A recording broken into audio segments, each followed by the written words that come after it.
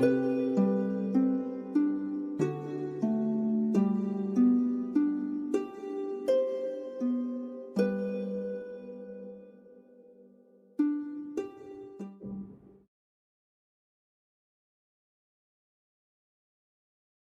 மகன், தூய ஆவியாரின் பெயராலே ஆமீன். சிலுவை பாதை. என் இறைவா, நன்மை நிறைந்தவர் நீர், அனைத்திற்கு மேலாக அன்புக்குரியவர் நீர். என் பாவங்களால் உம்மை மனநோக செய்துவிட்டேன். ஆகவே நான் குற்றங்கள் பல செய்தேன் எனவும் நன்மைகள் பல செய்ய தவறினேன் எனவும் மனம் நொந்து வருந்துகிறேன். உமது அருள் துணையால் நான் மனம் திரும்பி இனிமேல் பாவம் செய்வதில்லை என்றும் பாவத்துக்கு ஏதுவான சூழ்நிலைகளை விட்டு விலகுவேன் என்றும் உறுதி கொண்டிருக்கிறேன். நீங்கள் மீட்பராம் இயேசு கிறிஸ்துவின் பாடுகளின் பயனாக இறைவா என்மேல் இரக்கமாயிரும். திவ்ய இயேசுவே, எங்களுக்காகவும் உத்தரிப்பு நிலை ஆன்மாக்களுக்காகவும் சிலுவை பாதையை தியானிப்பவர்களுக்கு அளிக்கப்படும் பலன்களை அடைய விரும்பி உம் இரக்கத்தை கெஞ்சி மன்றாடுகிறோம். புனித மரியாவே, வியாகுல அன்னையே, இயேசுவின் பாடுகளின் போது அவரோடு நீர் உடன் இருந்து அவருடைய பாடுகளில் பங்கேற்றது போல நாங்களும் எங்கள் அயலார் அனுபவிக்கும் துன்பங்களில் அவர்களுடன் இருந்து துணை புரியும் ஆற்றலை பெற உம் திருமைந்தனிடம் எங்களுக்காக வேண்டிக் கொள்ளும்.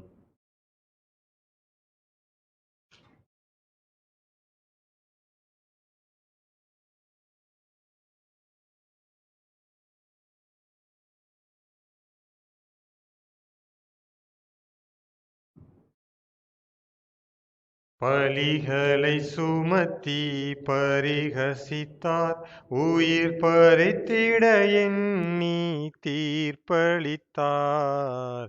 பலிகளை சுமத்தி பரிகசித்தார்.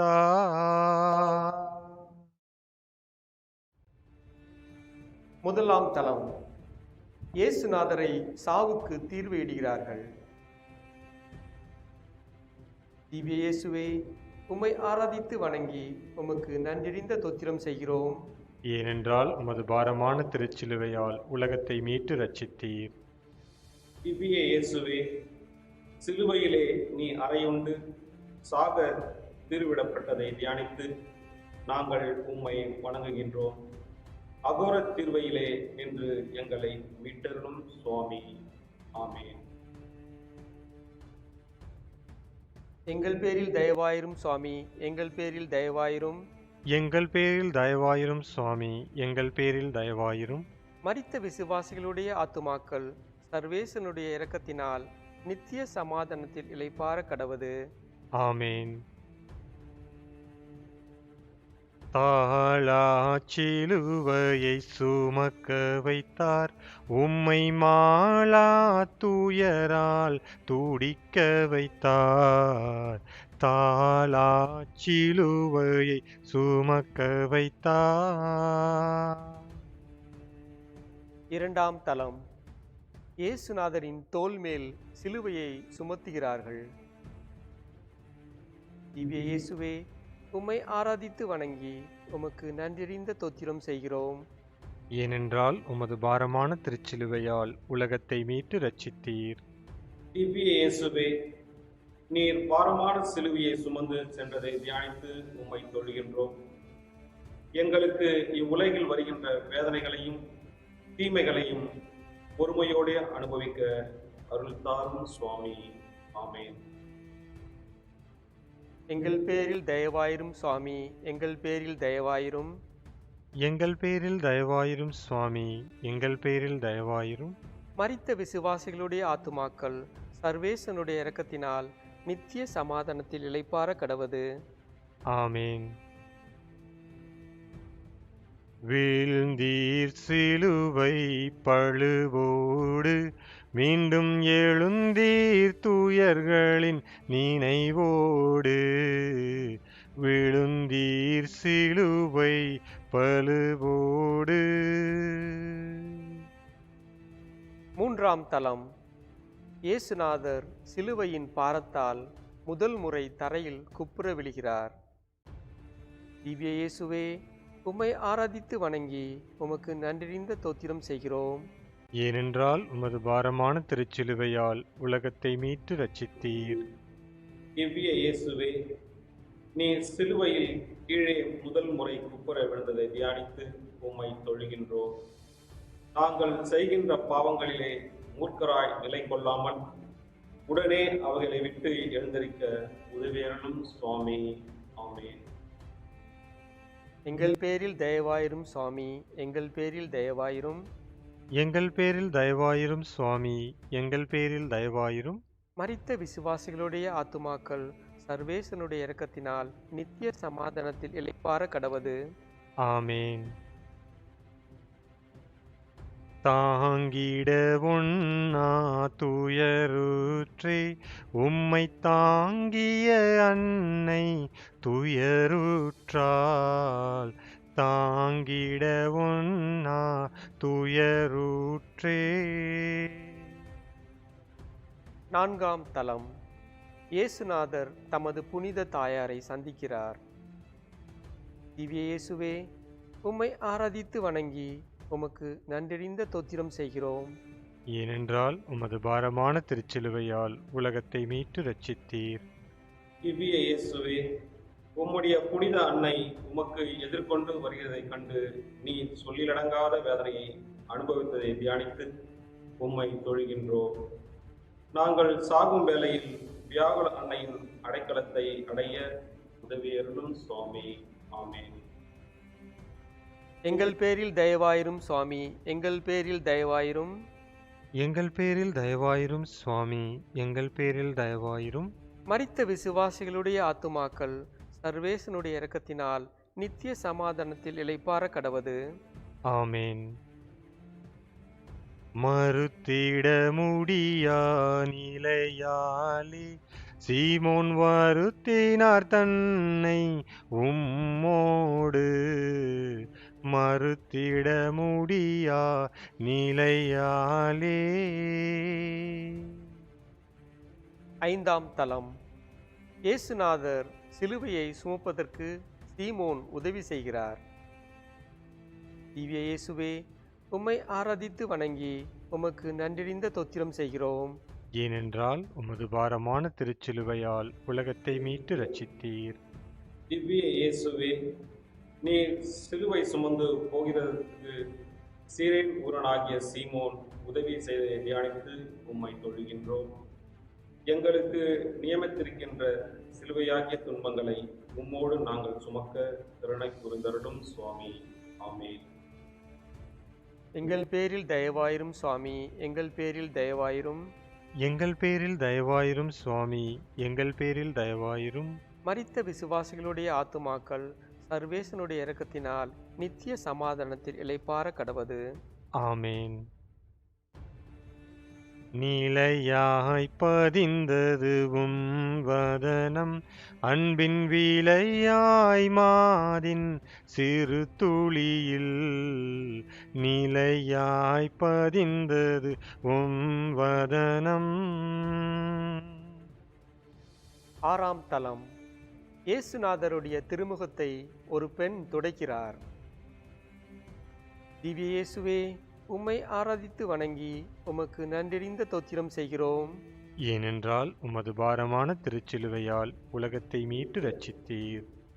திவ்ய இயேசுவே, வெரோனிக் அம்மாள் உம்முடைய திருமுகத்தை துடைத்ததை தியானித்து உம்மை தொழுகின்றோம்.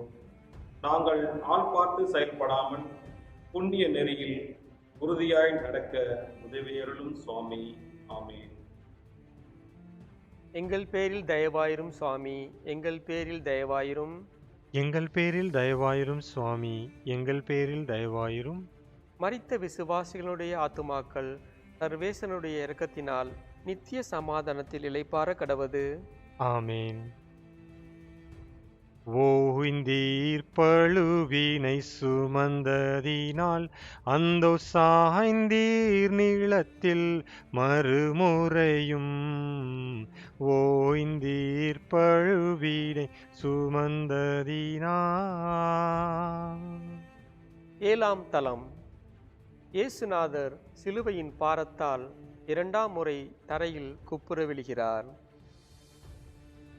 திவ்ய இயேசுவே, உம்மை ஆராதித்து வணங்கி உமக்கு நன்றறிந்த தோத்திரம் செய்கிறோம்.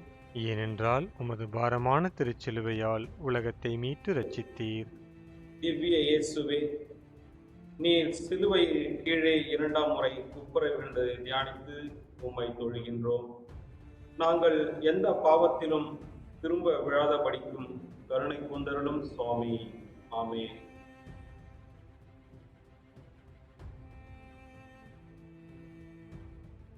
எங்கள் பேரில் தயவாயிரும் சுவாமி, எங்கள் பேரில் தயவாயிரும். எங்கள் பேரில் தயவாயிரும் சுவாமி, எங்கள் பேரில் தயவாயிரும். மரித்த விசுவாசிகளுடைய ஆத்துமாக்கள் சர்வேசனுடைய இரக்கத்தினால் நித்திய சமாதானத்தில் இளைப்பாற கடவது. ஆமேன். விழி நீர் பெருக்கிய மகளிருக்கு அன்பு மொழி நீர் நல்கி வழி தொடர்ந்தீர். விழி நீர் பெருக்கிய மகளிருக்கு. எட்டாம் தலம். இயேசுநாதர் யூத பெண்களுக்கு ஆறுதல் சொல்கிறார். திவ்ய இயேசுவே, உம்மை ஆராதித்து உமக்கு நன்றிந்த தோத்திரம் செய்கிறோம். ஏனென்றால் உமது பாரமான திருச்சிலுவையால் உலகத்தை மீட்டு ரட்சித்தீர். திவ்ய இயேசுவே, உம்மை நோக்கி அழுத எருசலேம் பட்டணத்து பெண்களுக்கு நீர் ஆறுதல் சொன்னதை தியானித்து உம்மை தொழுகின்றோம். நாங்கள் புரிந்த பாவ துரோகங்களுக்கு துயரப்பட்டு அவைகளுக்காக எப்பொழுதும் அழுது கொண்டிருக்க அருள் பொழியும் சுவாமி. ஆமென். எங்கள் பேரில் தயவாயிரும் சுவாமி, எங்கள் பேரில் தயவாயிரும். எங்கள் பேரில் தயவாயிரும் சுவாமி, எங்கள் பேரில் தயவாயிரும். மரித்த விசுவாசிகளுடைய ஆத்துமாக்கள் சர்வேசனுடைய இரக்கத்தினால் நித்திய சமாதானத்தில் இளைப்பாற கடவது. ஆமேன். மூன்றாம் முறையாய் நீர் விழுந்தீர், கால் ஊன்றி நடந்திட மெய்நொந்தீர். மூன்றாம் முறையாய் நீ விழுந்தீர். ஒன்பதாம் தலம். இயேசுநாதர் சிலுவையின் பாரத்தால் மூன்றாம் முறை தரையில் குப்புற விழுகிறார். திவ்ய இயேசுவே, உம்மை ஆராதித்து வணங்கி உமக்கு நன்றிந்த தோத்திரம் செய்கிறோம். ஏனென்றால் உமது பாரமான திருச்சிலுவையால் உலகத்தை மீட்டு ரட்சித்தீர். திவ்ய இயேசுவே, நீர் சிலுவையின் கீழே மூன்றாம் முறை குப்புற விழுந்ததை தியானித்து உம்மை தொழுகின்றோம். நாங்கள் சாவான பாவத்தோடு செத்து முடிவில்லா நரகத்திலே விழாதபடிக்கு எங்களை காத்தருளும் சுவாமி. ஆமென். எங்கள் பேரில் தயவாயிரும் சுவாமி, எங்கள் பேரில் தயவாயிரும். எங்கள் பேரில் தயவாயிரும் சுவாமி, எங்கள் பேரில் தயவாயிரும். மரித்த விசுவாசிகளுடைய ஆத்துமாக்கள் சர்வேசனுடைய இரக்கத்தினால் நித்திய சமாதானத்தில் இளைப்பாற கடவது. ஆமேன். உடைகள் களைந்திட ஊமை தந்தீர், இரத்தம் அடைகள் திறந்திட மெய்நொந்தீர். உடைகள் களைந்திட ஊமை தந்தீர். பத்தாம் தலம்.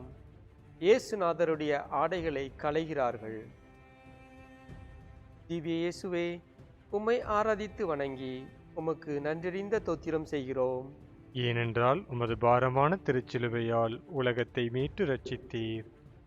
திவ்ய இயேசுவே, உம்முடைய ஆடைகளை களைந்ததையும் உமக்கு குளித்த திராட்சை ரசத்தை குடிக்க கொடுத்ததையும் தியானித்து உம்மை தொழுகின்றோம். நாங்கள் அனைத்திலும் உம்முடைய திருவுளத்திற்கு கீழ்ப்படிந்து பொறுமையோடு நடக்க கருணை கூர்ந்தருளும் சுவாமி. ஆமென். எங்கள் பேரில் தயவாயிரும் சுவாமி, எங்கள் பேரில் தயவாயிரும். எங்கள் பேரில் தயவாயிரும் சுவாமி, எங்கள் பேரில் தயவாயிரும். மரித்த விசுவாசிகளுடைய ஆத்துமாக்கள் சர்வேசனுடைய இரக்கத்தினால் நித்திய சமாதானத்தில் இளைப்பாற கடவது. ஆமேன். பொங்கிய உதிரம் வடிந்திடவே உம்மை தொங்கிடச் செய்தார் சிலுவையிலே. பொங்கிய உதிரம் வடிந்திடவே. 11ஆம் தலம். இயேசுநாதரை சிலுவையில் அறைகிறார்கள். திவ்ய இயேசுவே, உம்மை ஆராதித்து வணங்கி உமக்கு நன்றிறிந்த தோத்திரம் செய்கிறோம். ஏனென்றால் உமது பாரமான திருச்சிலுவையால் உலகத்தை மீட்டு ரட்சித்தீர். திவ்ய இயேசுவே, நீர் சிலுவையில் அறையப்பட்டதை தியானித்து உம்மை தொழுகின்றோம். நாங்கள் இவ்வுலக செல்வங்களையும் இன்பங்களையும் மட்டும் நாடாமல் அவற்றை கொண்டு விண்ணுலக அரசினை சம்பாதித்துக் கொள்ள அருள் தாரும் சுவாமி. ஆமென். எங்கள் பேரில் தயவாயிரும் சுவாமி, எங்கள் பேரில் தயவாயிரும். எங்கள் பேரில் தயவாயிரும் சுவாமி, எங்கள் பேரில் தயவாயிரும். மரித்த விசுவாசிகளுடைய ஆத்துமாக்கள் சர்வேசனுடைய இரக்கத்தினால் நித்திய சமாதானத்தில் இளைப்பாற கடவது. ஆமேன். இன்னுயிரகன்றது உமை விட்டு, பூமி இருளில் ஆழ்ந்தது ஒளி கேட்டு. இன்னுயிரகன்றது உமை விட்டு. 12ஆம் தலம். இயேசுநாதர் சிலுவையில் இறக்கிறார். திவ்ய இயேசுவே, உம்மை ஆராதித்து வணங்கி உமக்கு நன்றிறிந்த தோத்திரம் செய்கிறோம். ஏனென்றால் உமது பாரமான திருச்சிலுவையால் உலகத்தை மீட்டு ரட்சித்தீர். திவ்ய இயேசுவே, நீர் சிலுவையில் மரத்தில் உயிர் விட்டதை தியானித்து உம்மை தொழுகின்றோம். நாங்கள் உம்மை மாத்திரமே அன்பு செய்து அருள்நிலையில் இறந்து விண்ணுலகில் உம்மோடு விட்டிருக்க உதவியருளும் சுவாமி. ஆமென். எங்கள் பேரில் தயவாயிரும் சுவாமி, எங்கள் பேரில் தயவாயிரும். எங்கள் பேரில் தயவாயிரும் சுவாமி, எங்கள் பேரில் தயவாயிரும். மரித்த விசுவாசிகளுடைய ஆத்துமாக்கள் சர்வேசனுடைய இரக்கத்தினால் நித்திய சமாதானத்தில் இளைப்பாற கடவது. ஆமேன். துயருற்று துடித்தாருளம் நொந்து, அன்னை உயிரற்ற உடலினை மடி சுமந்து. துயருற்று துடித்தாருளம் நொந்து. 13ஆம் தலம். இறந்த இயேசுவை அவர் தாயார் மடியில் வளர்த்துகிறார்கள். திவ்ய இயேசுவே, உம்மை ஆராதித்து வணங்கி உமக்கு நன்றிறிந்த தோத்திரம் செய்கிறோம். ஏனென்றால் உமது பாரமான திருச்சிலுவையால் உலகத்தை மீட்டு ரட்சித்தீர். இயேசுவே, உம்முடைய திருச்சடலத்தை சிலுவையில் நின்று இறக்கி வியாகுல அன்னையின் மடியிலே வளர்த்தியதை தியானித்து உம்மை தொழுகின்றோம். எங்களுடைய இதயத்திலே உம்முடைய திருக்காயங்களும் தூய அன்னையின் வியாகுலங்களும் பதிந்திருக்க உதவியருளும் சுவாமி. ஆமேன். எங்கள் பேரில் தயவாயிரும் சுவாமி, எங்கள் பேரில் தயவாயிரும். எங்கள் பேரில் தயவாயிரும் சுவாமி, எங்கள் பேரில் தயவாயிரும். மரித்த விசுவாசிகளுடைய ஆத்துமாக்கள் சர்வேசனுடைய இரக்கத்தினால் நித்திய சமாதானத்தில் இளைப்பாற கடவது. ஆமேன். ஒடுங்கிய உமதுடல் பொதியப்பட்டு, நீரடங்கிய கல்லறை உமதன்று. ஒடுங்கிய உமதுடல் பொதியப்பட்டு. 14ஆம் தலம். இயேசுநாதரை கல்லறையில் அடக்கம் செய்கிறார்கள். திவ்ய இயேசுவே, உம்மை ஆராதித்து வணங்கி உமக்கு நன்றிறிந்த தோத்திரம் செய்கிறோம். ஏனென்றால் உமது பாரமான திருச்சிலுவையால் உலகத்தை மீட்டு ரட்சித்தீர். திவ்ய இயேசுவே, உம்முடைய திருச்சடலம் அடக்கம் செய்யப்பட்டதை தியானித்து உம்மை தொழுகின்றோம். நாங்கள் சாகும் மட்டும் உம்மை நேசிக்கவும் உம்முடைய பேரின்ப அரசுக்கு வந்து சேரவும் அருள் தாரும் சுவாமி. ஆமென். எங்கள் பேரில் தயவாயிரும் சுவாமி, எங்கள் பேரில் தயவாயிரும். எங்கள் பேரில் தயவாயிரும் சுவாமி, எங்கள் பேரில் தயவாயிரும். மரித்த விசுவாசிகளுடைய ஆத்துமாக்கள் சர்வேசனுடைய இரக்கத்தினால் நித்திய சமாதானத்தில் இளைப்பாற கடவது. ஆமேன்.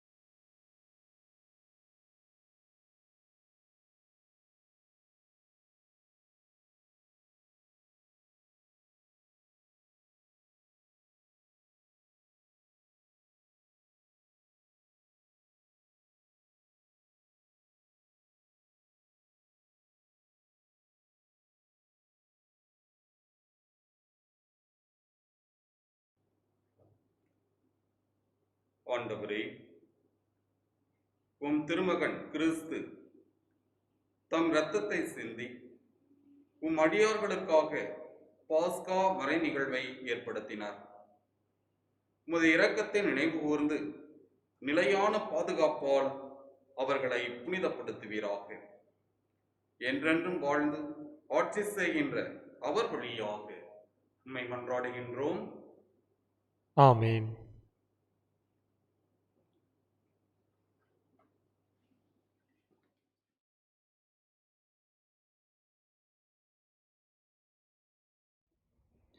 முதல் வாசகம். நம் குற்றங்களுக்காக காயமடைந்தார். இறைவாக்கினர் எசையா நூலிலிருந்து வாசகம். இதோ என் ஊழியர் சிறைப்படைவார், அவர் மேன்மைப்படுத்தப்பட்டு உயர்த்தப்பட்டு பெரிதும் மாற்றி வருவார். அவரை கண்ட பலர் திகைப்புற்றனர். அவரது தோற்றம் பெரிதும் உருக்குலைந்ததால் மனித சாயலே அவருக்கு இல்லாது இருந்தது. மானிடரின் உருவமே அவருக்கு இல்லை. அவ்வாறே அவர் பல இனத்தாரை அதிர்ச்சிக்குள்ளாக்குவார். அரசர்களும் அவரை முன்னிட்டு வாய்ப்பொத்தி நிற்பர். ஏனெனில் தங்களுக்கு சொல்லப்படாததை அவர்கள் காண்பர், தாங்கள் கேள்விப்படாததை அவர்கள் புரிந்து கொள்வர். நாங்கள் அறிவித்ததை நம்பியவர் யார்? ஆண்டவரின் ஆற்றல் யாருக்கு வெளிப்படுத்தப்பட்டது? இளந்தளிர் போலும் வறண்ட நில வேர் போலும் ஆண்டவர் முன்னிலையில் அவர் வளர்ந்தார். நான் பார்ப்பதற்கேற்ற அமைப்போ அவருக்கு இல்லை, நாம் விரும்பத்தக்க தோற்றமும் அவருக்கு இல்லை. அவர் இகழப்பட்டார், மனிதரால் புறக்கணிக்கப்பட்டார், வேதனையுற்ற மனிதராய் இருந்தார், நோயுற்று நலிந்தார், காண்போர் தம் முகத்தை மூடிக்கொள்ளும் நிலையில் அவர் இருந்தார். அவர் இழிவுபடுத்தப்பட்டார், அவரை நாம் மதிக்கவில்லை. மெய்யாகவே அவர் நம் பிணிகளை தாங்கிக் கொண்டார், நம் துன்பங்களை சுமந்து கொண்டார். நாமோ அவர் கடவுளால் வதைக்கப்பட்டு நொறுக்கப்பட்டவர் என்றும் சிறுமைப்படுத்தப்பட்டவர் என்றும் எண்ணினோம். அவரோ நம் குற்றங்களுக்காக காயமடைந்தார், நம் தீய செயல்களுக்காக நொறுக்கப்பட்டார். நமக்கு நிறைவாழ்வை அளிக்க அவர் தண்டிக்கப்பட்டார். அவர் தம் காயங்களால் நாம் குணமடைகின்றோம். ஆடுகளைப் போல நாம் அனைவரும் வழி தவறி அலைந்தோம். நாம் எல்லோரும் நம் வழியே நடந்தோம். ஆண்டவரோ நம் அனைவரின் தீய செயல்களையும் அவர் மேல் சுமத்தினார். அவர் ஒடுக்கப்பட்டார், சிறுமைப்படுத்தப்பட்டார். ஆயினும் அவர் தம் வாயை திறக்கவில்லை. அடிப்பதற்கு இழுத்துச் செல்லப்பட்ட ஆட்டுக்குட்டி போலும் ரோமம் கத்தரிப்போர் முன்னிலையில் கத்தாத செம்மறி போலும் அவர் தம் வாயை திறவாது இருந்தார். அவர் கைது செய்யப்பட்டு தீர்ப்பிடப்பட்டு இழுத்து செல்லப்பட்டார். அவருக்கு நேர்ந்ததை பற்றி அக்கறை கண்டவர் யார்? ஏனெனில் வாழ்வோர் உலகினின்று அவர் அகற்றப்பட்டார். என் மக்களின் குற்றத்தை முன்னிட்டு கொலை உண்டார். வன் செயல் எதுவும் அவர் செய்ததில்லை, வஞ்சனை எதுவும் அவர் வாயில் இருந்ததில்லை. ஆயினும் தீயவரிடையே அவருக்கு கல்லறை அமைத்தார்கள். செத்தது போல் அவர் செல்வரோடு இருந்தார். அவரை நொறுக்கவும் நோயால் வதைக்கவும் ஆண்டவர் திருவுளம் கொண்டார். அவர் தம் உயிரை குற்ற நீக்க பலியாக தந்தார். எனவே தம் வழிமரபு கண்டு நீடு வாழ்வார். ஆண்டவரின் திருவுள்ளம் அவர் கையில் சிறப்புறும். அவர் தம் துன்ப வாழ்வின் பயனை கண்டு நிறைவடைவார். நேரியவராகிய என் ஊழியர் தம் அறிவால் பலரை நேர்மையாளராக்குவார். அவர்களின் தீய செயல்களை தாமே சுமந்து கொள்வார். ஆதலால் நான் அவருக்கு மதிப்பு மிக்கவருடைய சிறப்பளிப்பேன். அவரும் வலியோடு கொள்ளை பொருளை பங்கிடுவார். ஏனெனில் அவர் தம்மையே சாவுக்கு கையளித்தார். கொடியவர்கள் ஒருவராக கருதப்பட்டார். ஆயினும் பலரின் பாவத்தை சுமந்தார். கொடியோருக்காக பரிந்து பேசினார். இது ஆண்டவரின் அருள்வாக்கு. இறைவனுக்கு நன்றி.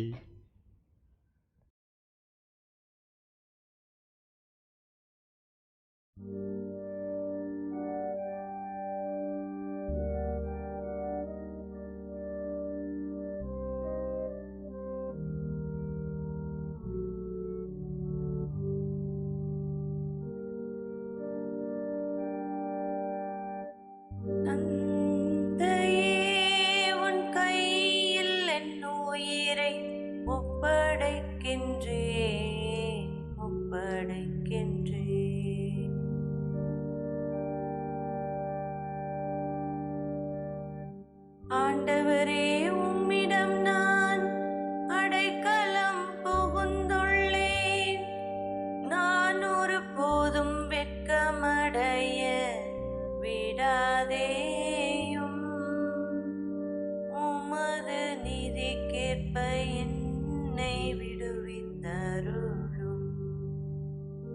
உமது கையில் என் உயிரை ஒப்படைக்கின்றேன்.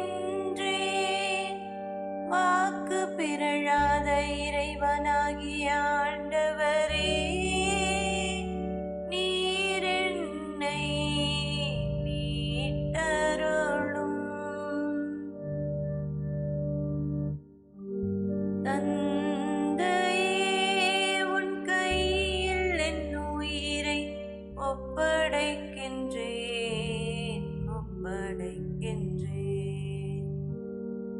என் பகைவர் அனைவரின் இகழ்ச்சிக்கு உள்ளானேன். என்னை அடுத்திருப்போரின் பேரழிவுக்கு ஆளானேன். என் நண்பர்களுக்கு பேரச்சம் வருவித்தேன். என்னை தெருவில் பார்ப்போர் என்னிடமிருந்து விலகி ஓடுகின்றனர். இறந்தோர் போல் நினைவினின்று நான் அகற்றப்பட்டேன். உடைந்த மட்களம் போல் நானானேன்.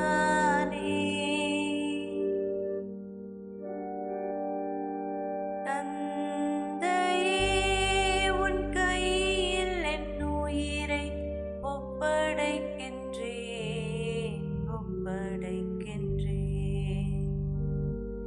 ஆண்டவரே, நான் உன் மீது நம்பிக்கை வைத்துள்ளேன். நீரே என் கடவுள் என்று சொன்னேன். நீரே என் கடவுள் என்று சொன்னேன். என் வாழ்வின் ஒவ்வொரு கட்டமும் உமது கையில் உள்ளது. என் எதிரிகளிடமிருந்தும் துன்புறுத்துவோரிடமிருந்தும் நீர் என்னை விடுவித்தருளும். தந்தையே, உன் கையில் என் உயிரை ஒப்படைக்கின்றேன்.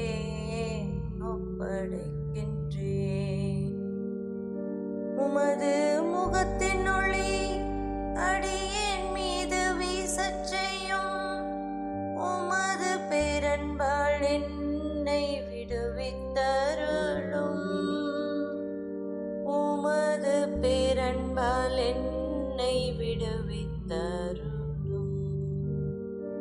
ஆண்டவருக்காக நம்பிக்கையுடன் காத்திருப்போரே, நீங்கள் அனைவரும் உள்ளத்தில் வலிமையும் உறுதியும் கொண்டிருங்கள்.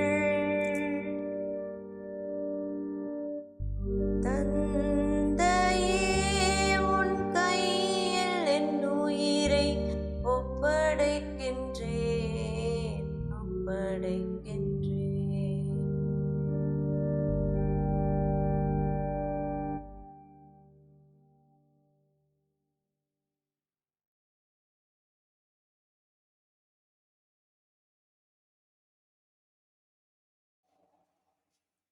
கீழ்ப்படிதலை கற்றுக்கொண்டார். தமக்கு கீழ்ப்படிவோர் அனைவரும் என்றென்றும் மீட்படைய காரணமானார். எபிரேயருக்கு எழுதப்பட்ட திருமுகத்திலிருந்து 2ஆம் வாசகம். அதிகாரம் 4, இறை திருவசனங்கள் 14 முதல் 16 மற்றும் அதிகாரம் 5, இறை திருவசனங்கள் 7 முதல் 9 முடிய. வானங்களை கடந்து சென்ற இறைமகனாகிய இயேசுவை நாம் தனிப்பெரும் தலைமை குருவாக கொண்டுள்ளதால் நாம் அறிக்கையிடுவதை விடாது பற்றி கொள்வோமாக. ஏனெனில் நம் தலைமை குரு நம்முடைய வலுவின்மையை கண்டு இரக்கம் காட்ட இயலாதவர் அல்ல, மாறாக எல்லா வகையிலும் நம்மை போல சோதிக்கப்பட்டவர், எனினும் பாவம் செய்யாதவர். எனவே நாம் இரக்கத்தை பெறவும் ஏற்ற வேளையில் உதவக்கூடிய அருளை கண்டடையவும் அருள் நிறைந்த இறை அரியணையை துணிவிடம் அணுகி செல்வோமாக. அவர் இவ்வுலகில் வாழ்ந்த காலத்தில் தம்மை சாவிலிருந்து காப்பாற்ற வல்லவரை நோக்கி உரத்த குரல் எழுப்பி கண்ணீர் சிந்தி மன்றாடி வேண்டினார். அவர் கொண்டிருந்த இறைப்பற்று கலந்த அச்சத்தை முன்னிட்டு கடவுள் அவருக்கு செவி சாய்த்தார். அவர் இறைமகனாய் இருந்தும் துன்பங்கள் வழியே கீழ்ப்படிதலை கற்றுக்கொண்டார். அவர் நிறைவுள்ளவராகி தமக்கு கீழ்ப்படிவோர் அனைவரும் என்றென்றும் மீட்படைய காரணமானார். ஆண்டவரின் அருள்வாக்கு. இறைவா உமக்கு நன்றி.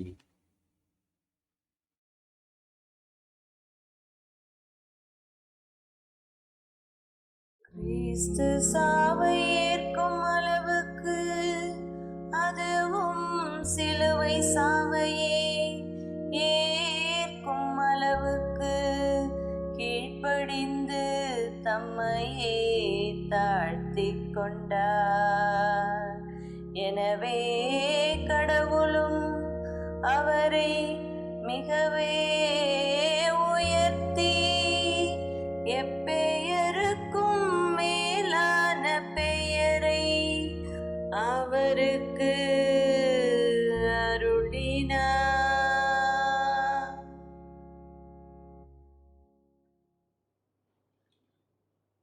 தூய யோவான் எழுதியபடி நமது ஆண்டவராகிய இயேசு கிறிஸ்துவின் திருப்பாடுகள். இயேசு தம் சீடர்களோடு கெதரோன் என்னும் நீரோடையை கடந்து சென்றார். அங்கே ஒரு தோட்டம் இருந்தது. தம் சீடர்களோடு இயேசு அதில் நுழைந்தார். அவரை காட்டிக் கொடுத்த யூதாசுக்கு அந்த இடம் தெரியும். ஏனெனில் இயேசுவும் அவருடைய சீடர்களும் அடிக்கடி அங்கு கூடுவர். பிரிவினரையும் தலைமை குருக்களும் பரிசேயரும் அனுப்பிய காவலர்களையும் கூட்டிக் கொண்டு யூதாசு விளக்குகளோடும் பந்தங்களோடும் படைக்கலங்களோடும் அங்கே வந்தான். தமக்கு நிகழப்போகிற அனைத்தையும் இயேசு அறிந்து அவர்கள் முன் சென்று, யாரை தேடுகிறீர்கள் என்று கேட்டார். அவர்கள் மறுமொழியாக, நாசரேத்து இயேசுவை தேடுகிறோம் என்றார்கள். இயேசு, நான் தான் என்றார். அவரை காட்டிக் கொடுத்த யூதாசும் அவர்களோடு நின்று கொண்டிருந்தான். நான் தான் என்று இயேசு அவர்களிடம் சொன்னதும் அவர்கள் பின்வாங்கி தரையில் விழுந்தார்கள். யாரை தேடுகிறீர்கள் என்று இயேசு மீண்டும் அவர்களிடம் கேட்டார். அவர்கள், நாசரேத்து இயேசுவை தேடுகிறோம் என்றார்கள். இயேசு அவர்களை பார்த்து, நான் தான் என்று உங்களிடம் சொன்னேனே. நீங்கள் என்னை தேடுகிறீர்கள் என்றால் இவர்களை போக விடுங்கள் என்றார். நீர் என்னிடம் ஒப்படைத்தவர்களுள் எவரையும் நான் இழந்து விடவில்லை என்று அவரே கூறியிருந்தது இவ்வாறு நிறைவேறியது. சீமோன் பேதுருவிடம் ஒரு வாள் இருந்தது. அவர் அதை உருவி தலைமை குருவின் பணியாளரை தாக்கி அவரது வலக்காதை வெட்டினார். அப்பணியாளரின் பெயர் மால்கு. இயேசு பேதுருவிடம், வாளை உறையில் போடு. தந்தை எனக்கு அளித்த துன்ப கிண்ணத்திலிருந்து நான் குடிக்காமல் இருப்பேனா என்றார். படைப்பிரிவினரும் ஆயத்தவர் தலைவரும் யூதர்களின் தலைவர்களும் இயேசுவை பிடித்து கட்டி முதலில் அவரை அன்னாவிடம் கொண்டு சென்றார்கள். ஏனெனில் அந்த ஆண்டில் தலைமை குருவாய் இருந்த கயபாவுக்கு அவர் மாமனார். இந்த கயபாதான் மக்களுக்காக ஒருவர் மட்டும் இறப்பது நல்லது என்று யூதர்களுக்கு ஆலோசனை கூறியவர். சீமோன் பேதுருவும் மற்றொரு சீடரும் இயேசுவை பின்தொடர்ந்து வந்தனர். அந்த சீடர் தலைமை குருவுக்கு அறிமுகமானவர். ஆகவே இயேசுவுடன் தலைமை குருவின் மாளிகை முற்றத்தில் நுழைந்தார். பேதுரு வெளியில் வாயில் அருகே நின்று கொண்டிருந்தார். அப்போது தலைமை குருவுக்கு அறிமுகமாயிருந்த அந்த சீடர் வெளியே வந்து வாயில் காவலரிடம் சொல்லி பேதுருவை உள்ளே கூட்டிச் சென்றார்.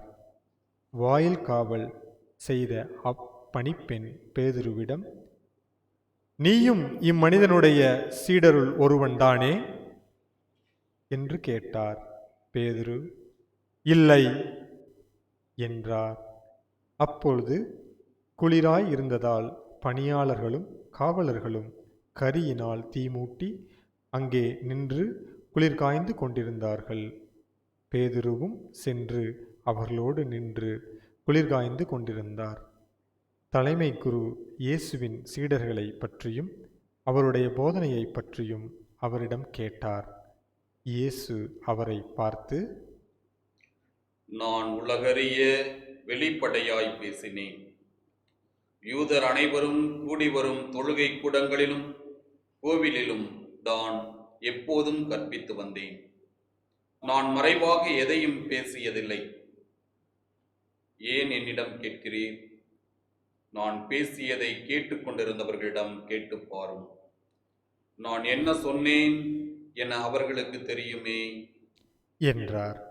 அவர் இப்படி சொன்னதால் அங்கு நின்று கொண்டிருந்த காவலுள் ஒருவர், தலைமை குருவுக்கு இப்படியா பதில் கூறுகிறாய் என்று சொல்லி இயேசுவின் கன்னத்தில் அறைந்தார்.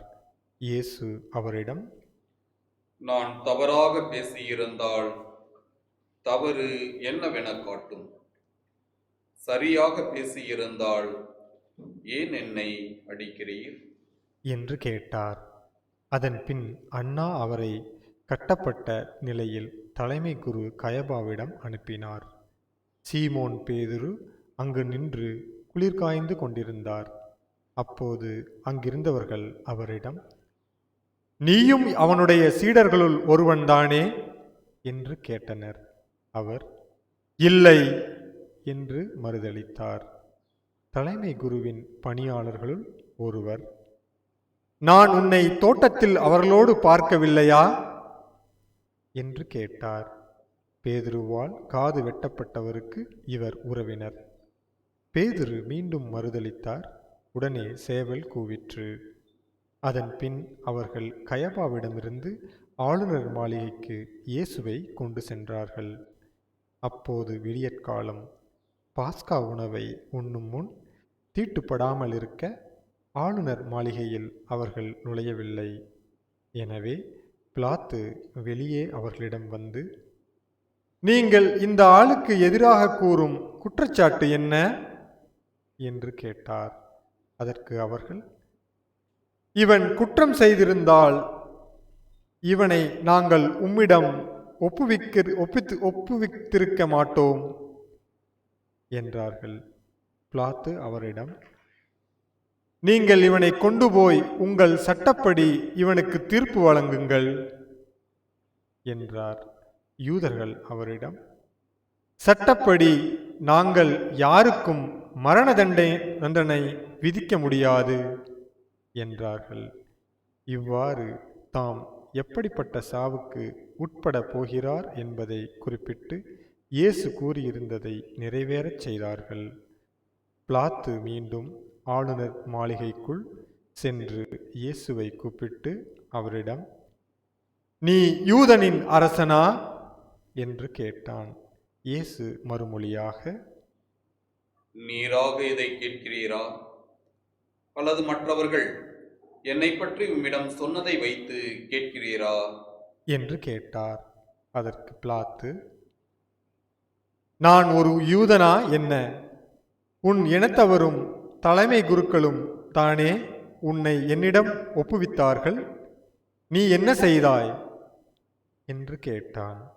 இயேசு மறுமொழியாக, எனது ஆட்சி உலக ஆட்சி போன்றது அல்ல. அது உலக ஆட்சி போன்றதாய் இருந்திருந்தால் நான் யூதர்களிடம் காட்டிக் கொடுக்கப்படாதவாறு என் காவலர்கள் போராடியிருப்பார்கள். ஆனால் என் ஆட்சி இவ்வுலக ஆட்சி போன்றது அல்ல என்றார்.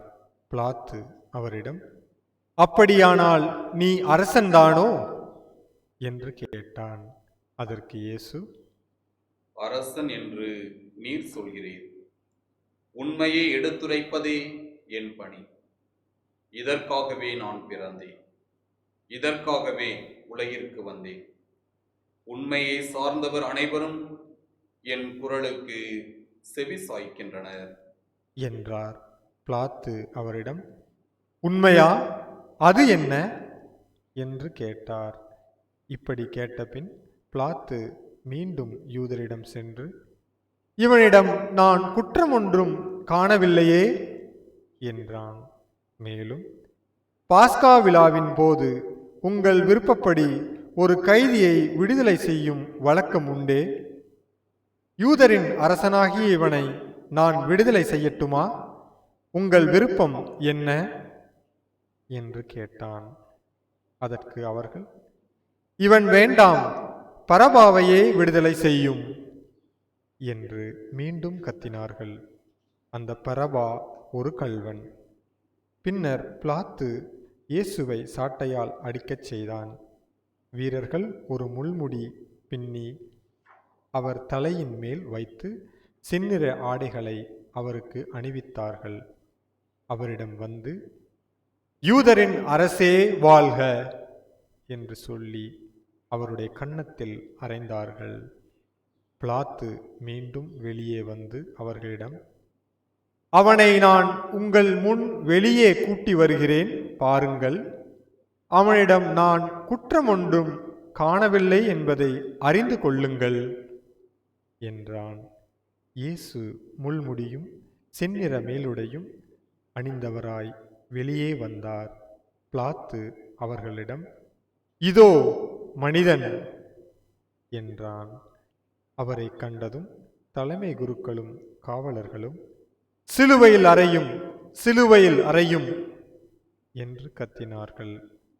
பிலாத்து அவர்களிடம், நீங்களே இவனை கொண்டு போய் சிலுவையில் அறையுங்கள். இவனிடம் குற்றம் இருப்பதாக எனக்கு தெரியவில்லை என்றான். யூதர்கள் அவரை பார்த்து, எங்களுக்கு ஒரு சட்டம் உண்டு, அச்சட்டத்தின்படி இவன் சாக வேண்டும், ஏனெனில் இவன் தன்னையே இறைமகன் என உரிமை கொண்டாடுகிறான் என்றனர். பிலாத்து இதை கேட்டதும் இன்னும் மிகுதியாக அஞ்சினான். அவன் மீண்டும் ஆளுநர் மாளிகைக்கு சென்று இயேசுவிடம், நீ எங்கிருந்து வந்தவன் என்று கேட்டான். ஆனால் இயேசு அவனுக்கு பதில் கூறவில்லை. அப்போது பிலாத்து, என்னோடு பேச மாட்டாயா? உன்னை விடுதலை செய்யவும் எனக்கு அதிகாரம் உண்டு, உன்னை சிலுவையில் அறையவும் எனக்கு அதிகாரம் உண்டு என்பது உனக்கு தெரியாததா என்றான். இயேசு மறுமொழியாக, மேலிருந்து அருளப்படாவிடில் உனக்கு என்மேல் எந்த அதிகாரமும் இராது. ஆகவே என்னை உம்மிடம் ஒப்புவித்தவன்தான் பெரும் பாவம் செய்தவன் என்றார். அது முதல் பிலாத்து அவரை விடுவிக்க வழி தேடினான்.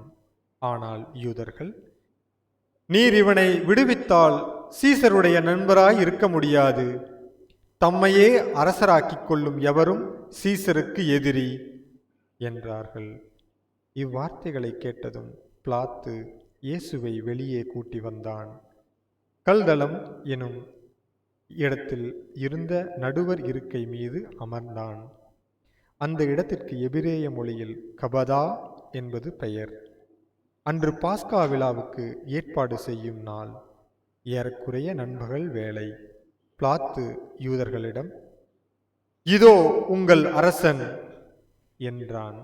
அவர்கள், ஒலிக ஒலிக, அவனை சிலுவையில் அறையும் என்று கத்தினார்கள்.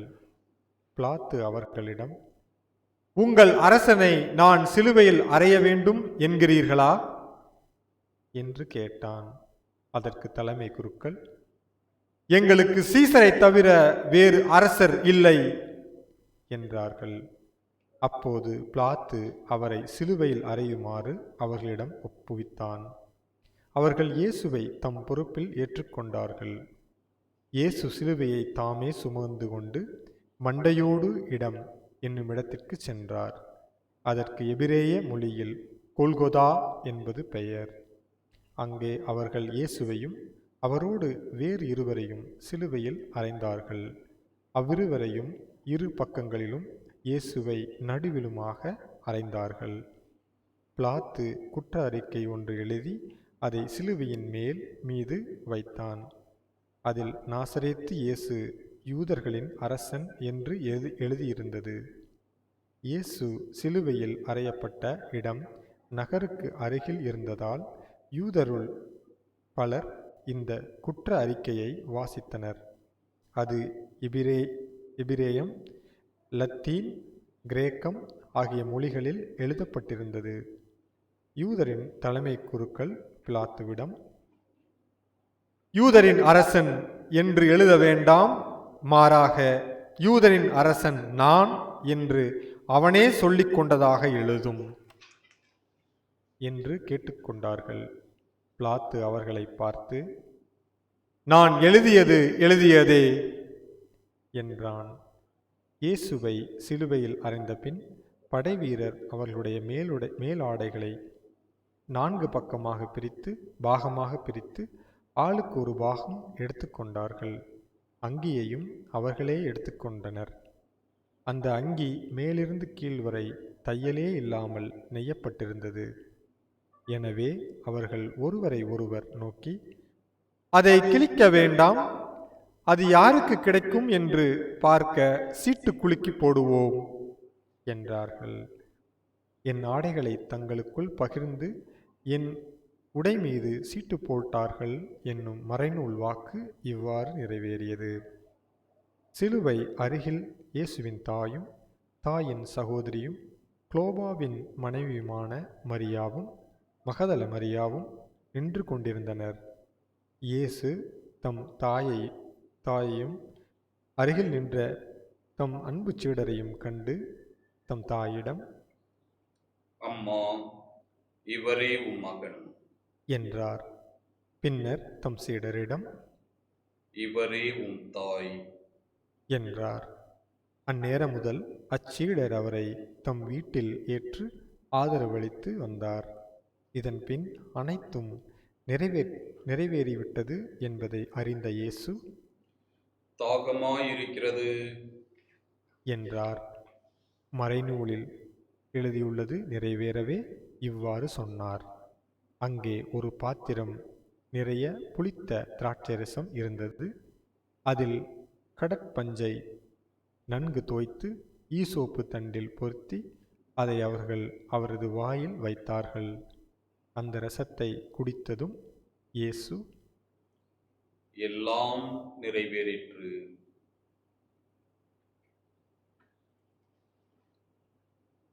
முழந்தாள் படிகள்.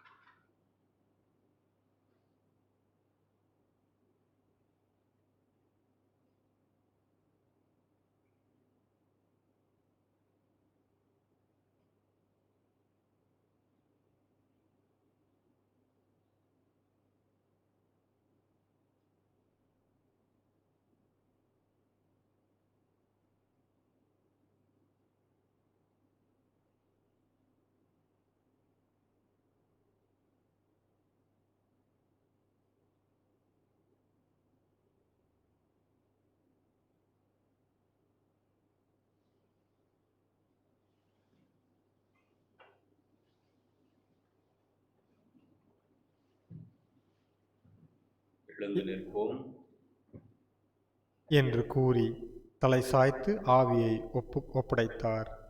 அன்று பாஸ்கா விழாவுக்கு ஏற்பாடு செய்யும் நாள் அடுத்த நாள் ஓய்வு நாளாகவும் பெருநாளாகவும் இருந்தது. எனவே அன்று சிலுவையில் உடல்கள் தொங்கலாகா என்பதற்காக கால்களை முறித்து சடலங்களை எடுத்து விடுமாறு யூதர்கள் பிலாத்துவிடம் கேட்டுக்கொண்டார்கள். ஆகவே படைவீரர் வந்து இயேசுவோடு சிலுவையில் அறையப்பட்டிருந்தவர்கள் ஒருவனுடைய கால்களை முதலில் முறித்தார்கள். பின்னர் மற்றவனுடைய கால்களையும் முறித்தார்கள். பின்பு அவர்கள் இயேசுவிடம் வந்தார்கள். அவர் ஏற்கனவே இறந்து போயிருந்ததைக் கண்டு அவருடைய கால்களை முறிக்கவில்லை. ஆனால் படைவீரர் ஒருவர் இயேசுவின் விழாவை ஈட்டியால் குத்தினார். உடனே இரத்தமும் தண்ணீரும் வடிந்தன. இதை நேரில் கண்டவரே இதற்கு சாட்சி. அவரது சான்று உண்மையானதே. அவர் உண்மையையே கூறுகிறார் என்பது அவருக்கு தெரியும். நீங்களும் நம்ப வேண்டும் என்பதற்காகவே அவர் இதை கூறுகிறார். எந்த எலும்பும் முறிபடாது என்னும் மறைநூல் வாக்கு இவ்வாறு நிறைவேறியது. மேலும் தாங்கள் ஊடுருவக் குத்தியவரை உற்று நோக்குவார்கள் என்றும் மறைநூல் கூறியிருக்கிறது. அரிமத்தியா ஊரைச் சேர்ந்த யோசேப்பு என்பவர் இயேசுவின் சீடர்களுள் ஒருவர். யூதருக்கு அஞ்சியதால் தம்மை சீடர் என்று வெளிப்படையாக காட்டிக்கொள்ளாதவர்.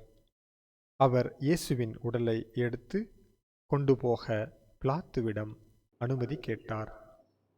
பிலாத்தும் அனுமதி கொடுத்தான். யோசேப்பு வந்து இயேசுவின் சடலத்தை எடுத்து கொண்டு போனார்.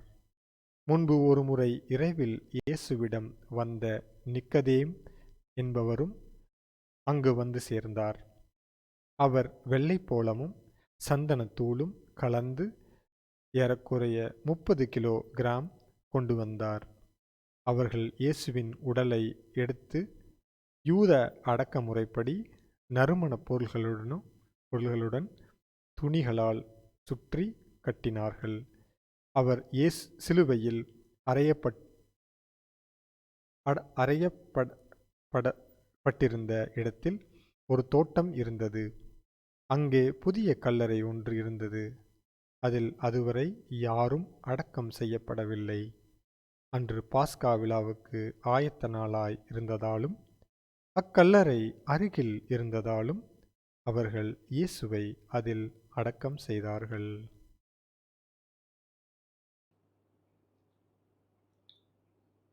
ஆண்டவரின் அருள்வாக்கு. கிறிஸ்துவே உமக்கு புகழ்.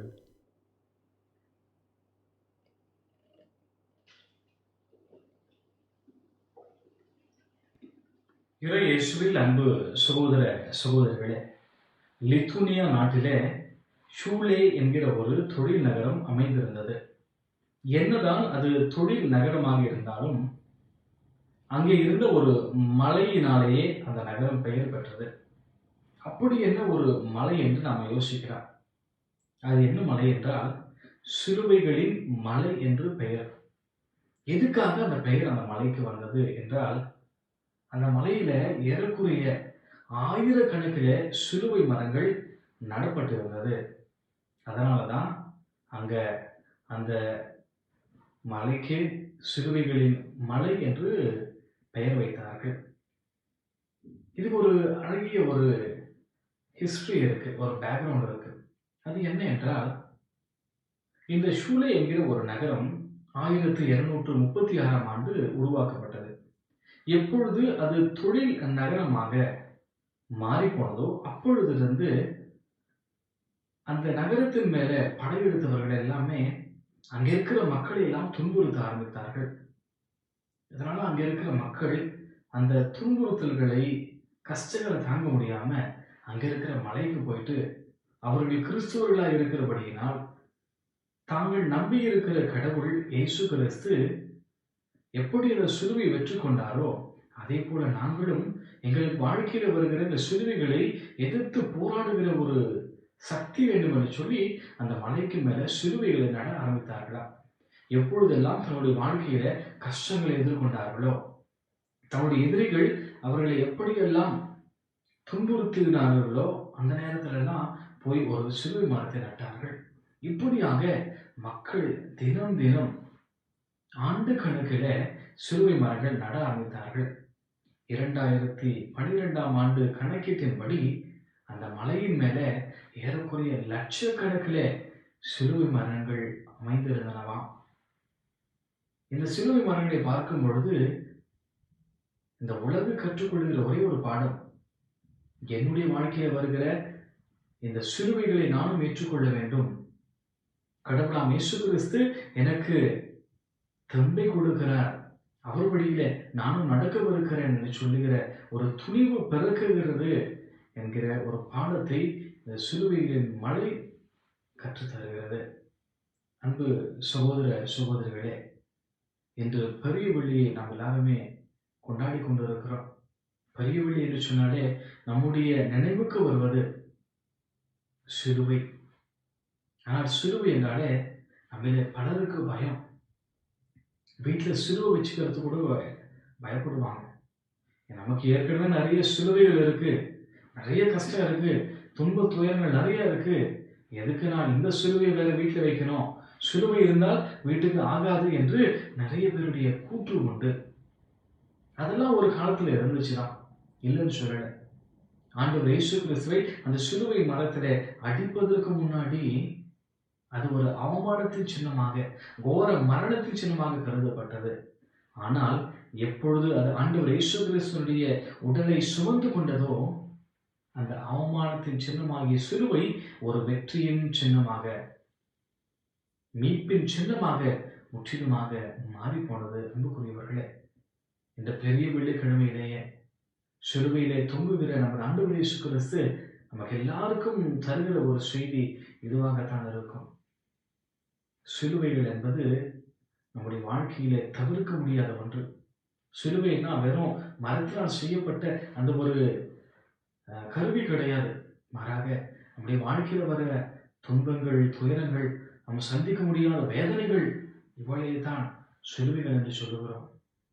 இப்படிப்பட்ட சிலுவைகளை, இந்த துன்பங்களை, துயரங்களை கண்டு நீங்கள் மனம் தளராமல், எப்படி நான் மகிழ்ச்சியோடு ஏற்றுக்கொண்டு நடந்தேனோ நீங்களும் அதே தெம்போடு மகிழ்ச்சியோடு வாழுங்கள் என்று ஆண்டவர் நமக்கு அழைப்பு தருகிறார். அன்புக்குரியவர்களே, நம்முடைய கிறிஸ்துவ மதம் மற்ற மதங்களை விட சற்றே வித்தியாசமான ஒன்று. எப்படி வித்தியாசம் என்று நாம் சற்றே யோசித்து பார்க்கும் பொழுது, மற்ற மதங்கள் எல்லாம் தன்னை நம்புகிற மக்களிடத்துல உன்னுடைய வெற்றிக்கு முதல் காரணம் உன்னுடைய திறமைகள் மாத்திரமே என்று அவர்களுக்கு சொல்லிக் கொடுக்கிறது. ஆனால் நம்முடைய கிறிஸ்துவ மதம் நமக்கு சொல்லுகிற பாடம் என்னவெனில், ஆண்டவராகிய இயேசு கிறிஸ்துவினால் மட்டுமே, அவருடைய ஆசீர்வாதத்தினால் மட்டுமே நீ மீட்பு பெறுகிறாய் என்று சொல்லுகிறது, நீ வெற்றி பெறுகிறாய் என்று சொல்லிக் கொடுக்கிறது. மற்ற மதங்கள் தன்னுடைய மக்களை பார்த்து யாரை பற்றியும் கவலைப்படாத, நீ உன்னுடைய வாழ்க்கையில நல்லதை செய்து கொண்டு செல் என்று சொல்லுகிறது. ஆனால் நமது ஆண்டவர் இயேசு கிறிஸ்து மட்டும், நம்முடைய கிறிஸ்துவ மதம் மட்டும் நமக்கு சொல்லுகிற பாடம் இதுதான். எல்லாவரையும் அரவணைத்து செல். இதனால நம்முடைய வாழ்க்கையில துன்பங்கள், துயரங்கள், சிலுவைகள் எது வந்தாலும் கவலை கொள்ளாதே, ஏற்றுக்கொண்டு செல் என்று நமக்கு அழைப்பு விடுக்கிறது. அதனாலதான் நம்முடைய கிறிஸ்துவ மதம் மற்ற மதத்தை விட வித்தியாசமானது. காரணம் என்ன தெரியுமா?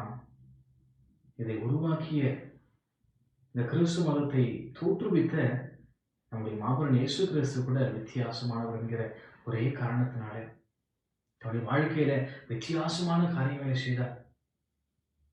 அற்புதங்களை, அதிசயங்களை வித்தியாசமாக செய்தார். அதனாலதான் அவருடைய வாழ்க்கையில அந்த கடைசி அந்த மரணம் கூட வித்தியாசமாக அமைந்து போனது. சிலுவை மரணத்தை அவருக்கு பரிசாக கொடுக்கிறார்கள். இருந்தாலும் மகிழ்ச்சியோடு ஏற்றுக்கொள்கிறார். தந்தையினுடைய திட்டம் நிறைவேற வேண்டும் என்கிற அந்த ஆசையிலே மகிழ்ச்சியோடு இதை ஏற்றுக்கொள்கிறார். அதுவரை அவமானத்தின் சின்னம் என கருதப்பட்ட அந்த ஒரு சிலுவை மீட்பின் சின்னமாக மாறி போகிறது. அந்த ஒரு பெயரை அந்த சிலுவைக்கு கொடுக்கிறார். அன்புக்குரியவர்களே, சிலுவை சாவு என்பது கோரமானது, மரண தண்டனைகளிலே கொடுமையானது என்றால் சிலுவை சாவுதான். ஏனென்றால் நாம் வாழ்கின்ற காலகட்டத்தில் பார்க்கிறோம், ஒரு மரண தண்டனை ஒருவருக்கு விதிக்கப்படும் பொழுது அது எப்படிப்பட்ட மரண தண்டனையாக இருந்தாலும் சரி, தூக்கு தண்டனையாக இருந்தாலும் சரி, கொலை செய்வதாக இருந்தாலும் சரி, ஒரு அந்த விஷம் கொடுத்து கொள்ளுகிறதாக இருந்தாலும் சரி, எது பண்ணாலும் உடனே உயிர் போயிடணும், அவ்வளவு வலி இருக்கக்கூடாது என்கிற எண்ணத்துல தான் அங்க கொடுக்கப்படுகிறது. ஆனால் சிலுவை சாவு என்பது மிகவும் கொடூரமானது, கொடியது. ஆளை அப்படியே அணுவணுவாக கொள்ளும். ஒரு ஸ்லோ பாய்சன் என்று சொல்வார்கள், அது போல அணுவணுவாக சித்திரவதை செய்யப்பட்டு மனிதனை கொள்ளுகிற ஒரு கோர ஒரு சாவு தான் அந்த சிலுவை சாவு என்பது. அப்படிப்பட்ட சிலுவை சாவு ஆண்டவருக்கு கொடுக்கப்பட்டது. அதற்கடுத்து இயேசுவை சிலுவையில் அறையப்பட்ட பிற்பாடு அவர் பக்கத்துல 2 கல்வர்கள் இருக்கிறார்கள். ஒருவன் நல்ல கல்வன் என்று சொல்லுகிறார்கள், மற்றவன் தீயவன். இந்த தீய கல்வனும் நல்ல கல்வனும் சிலுவையிலே அறையப்பட்டாலும் வெவ்வேறு மனநிலையில இருக்கிறார்கள். அந்த தீய கல்வனோ ஒரு பெருமிதத்துல பெருமையோடு வாழ்கிறான். அந்த இறக்கிற திருவாயில கூட பெருமையோடு இருக்கிறான். ஆனால் மற்றவனோ, அந்த நல்ல கல்வனோ தாழ்ச்சி மிகுந்த அந்த மனதோடு இருக்கிறான். தீய கல்வன் இயேசுவை ஏளனம் செய்கிறான். ஆனால் அந்த நல்ல கல்வன் இயேசுவை ஏற்றுக்கொள்ளுகிறான். இந்த ஒரு காரணத்தினாலே அந்த தீய கல்வனுக்கு நித்திய பேருந்து வீடு கிடைக்காமல் போகிறது. ஆனால் நல்ல கல்வனுக்கு வான் வீடு பரிசாக கிடைக்கிறது. அன்புக்குரியவர்களே, இன்று ஆண்டவரை பின்பற்றுகிற நம்ம எல்லாருக்குமே இந்த ஒரு செய்தி தான். நமக்கு 2 சாய்ஸ் இருக்கு. நல்ல கல்வனை போல இருக்க போகிறோமா, அந்த தீய கல்வனை போல இருக்க போகிறோமா? சிலுவைகளை ஏற்றுக்கொள்ள போகிறோமா, அதை உதறி தள்ள போகிறோமா? பெருமையோடு வாழப் போகிறோமா, அல்லது தாழ்ச்சி நிறைந்த உள்ளத்தினராக இருக்க போகிறோமா? வாழ்க்கையில வருகிற துன்பங்கள் துயரங்களை ஏற்றுக்கொள்ள போகிறோமா, அல்லது அதை விட்டு பயந்து ஓடி போக போகிறோமா? சாய்ஸ் நமக்கு கொடுக்கிறார் ஆண்டவர் இயேசு கிறிஸ்து. அன்புக்குரியவர்களே, என்னை பின்பற்றுபவர்களுக்கு சிலுவை என்பது நிச்சயம் என்று ஆண்டவர் சொல்லியிருக்கிறார். ஆகவே சிலுவைகளை கண்டு பயந்து ஓடிவிடாமல், ஆண்டவரே இந்த சிலுவைகளை ஏற்றுக்கொள்கிற மனப்பக்குவத்தை எனக்கு தாருவென்று சொல்லி ஆண்டவருக்கு உகந்த ஒரு உண்மையான பிள்ளைகளாக மாறுவோம். அதன் வழியாக அவருடைய ஆசீர்வாதங்களை நிரம்ப பெறுவோம். ஆமென்.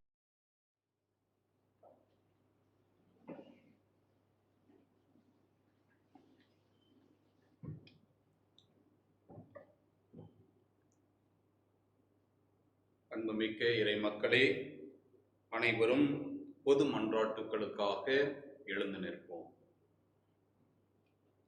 அன்புமிக்க சகோதர சகோதரிகளே, இறைவனின் புனித திரு அவைக்காக மன்றாடுவோம்.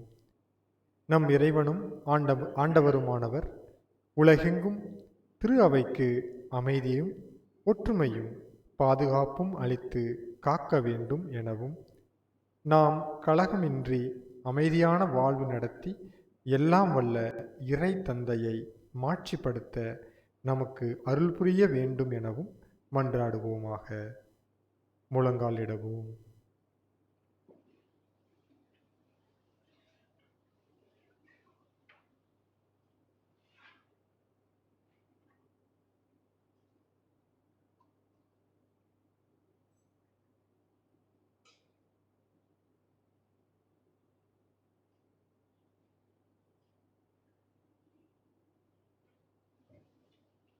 எழுந்திருப்போம்.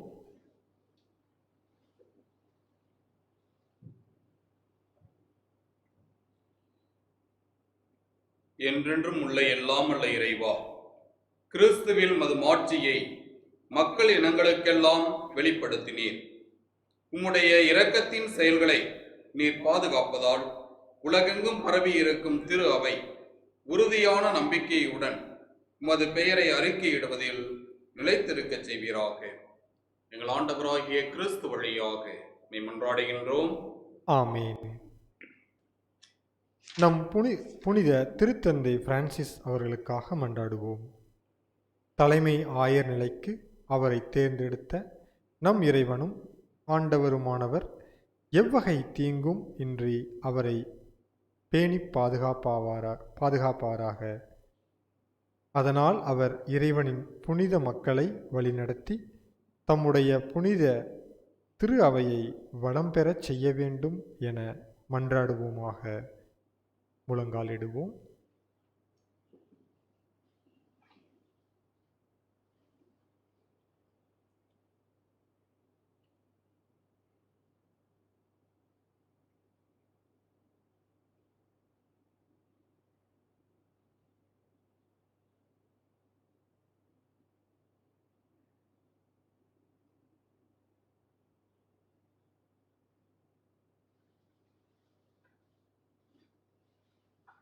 எழுந்திருப்போம்.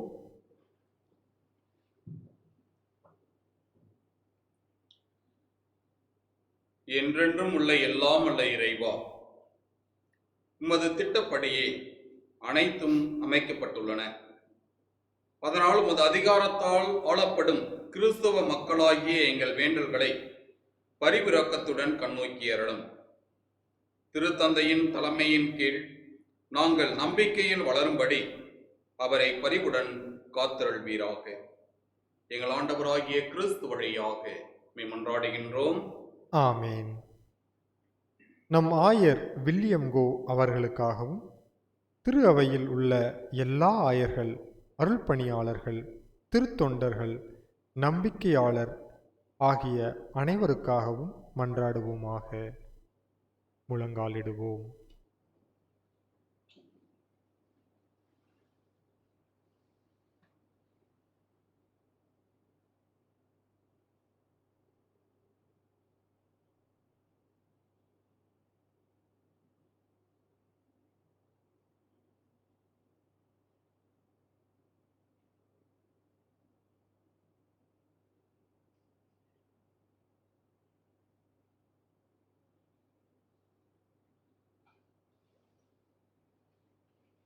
எழுந்திருப்போம்.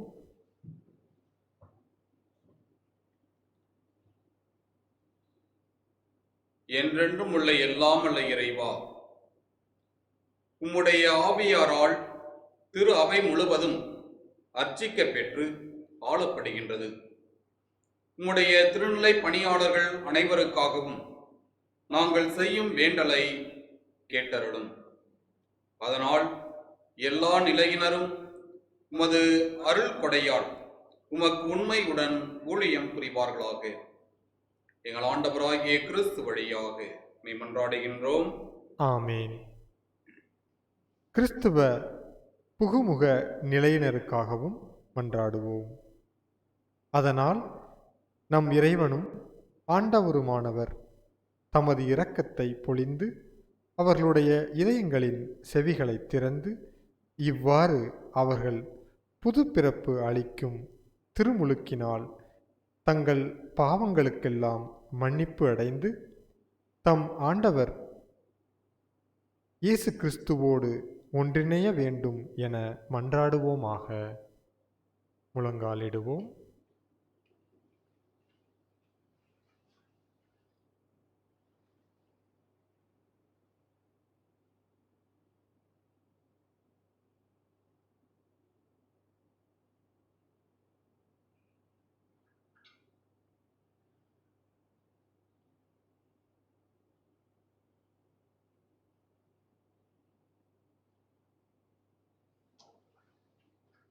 எழுந்திருப்போம்.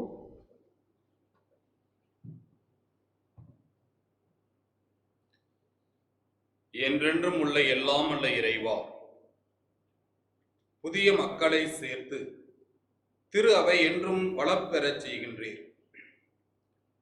கிறிஸ்தவ புதுமுக நிலையினரிடம் நம்பிக்கையும் அறிவும் வளரச் செய்தருளும்.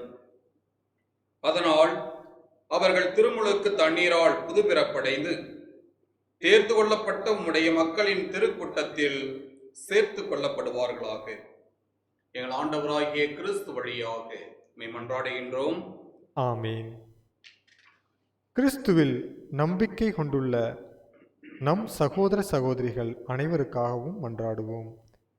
நம் இறைவனும் ஆண்டவருமானவர் அவர்களை உண்மையின் பாதையில் வழிநடத்தி தமது ஒரே திரு அவையில் கூட்டிச் சேர்த்து காத்தருள வேண்டும் என்று மன்றாடுவோமாக. முழங்காலிடுவோம்.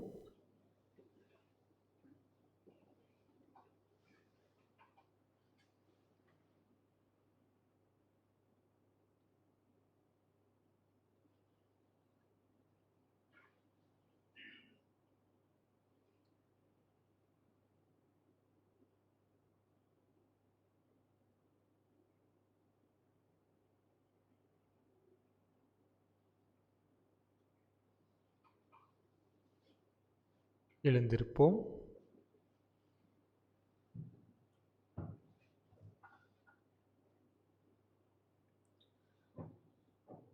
என்றென்றும் உள்ள எல்லாம் அல்ல இறைவா, சிதறுண்டவர்களை ஒன்று சேர்ப்பவரும் ஒருங்கிணைந்தவற்றை பேணி காப்பவரும் நீரே. உம் திருமகனின் மந்தையை கனிவுடன் கண்ணோக்கி அருளும். இவ்வாறு ஒரே திருமுலைக்கினால் தூய்மைப்படுத்திய அவர்களை நம்பிக்கையின் முழுமையால் இணைத்து அன்பின் பிணைப்பால் ஒன்று சேர்ப்பீராக. எங்கள் ஆண்டவராகிய கிறிஸ்து வழியாக மன்றாடுகின்றோம். ஆமேன். யூத மக்களுக்காகவும் மன்றாடுவோம்.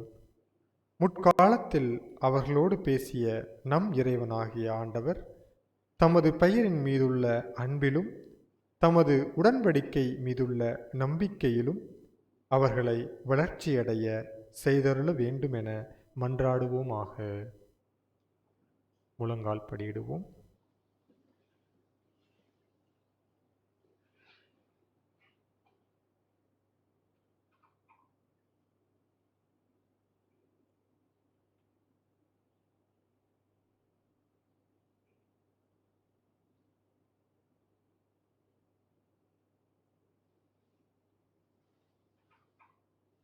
எழுந்திருப்போம்.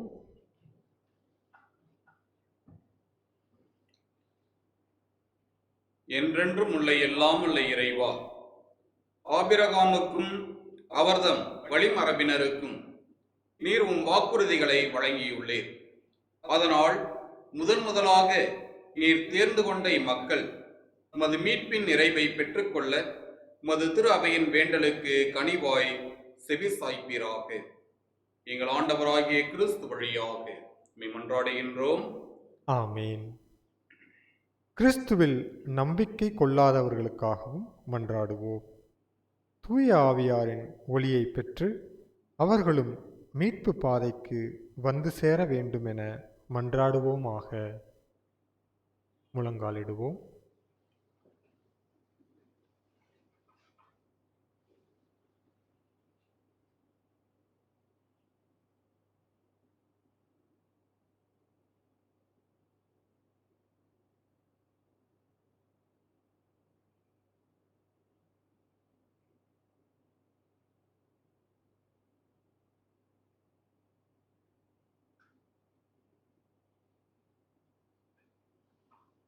எழுந்திருப்போம்.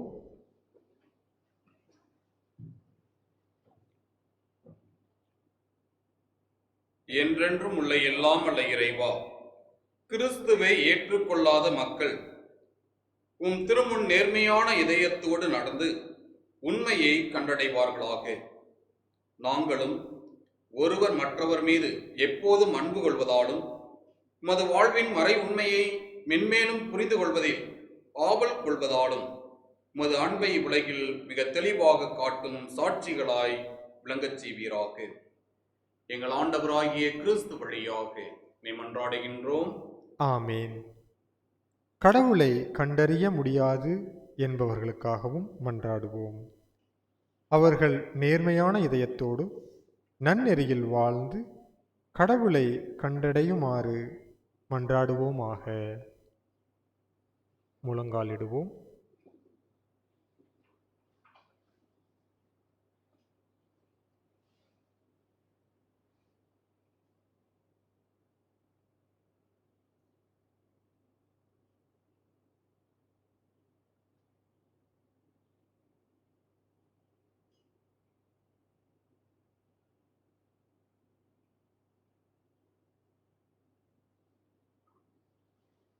எழுந்திருப்போம்.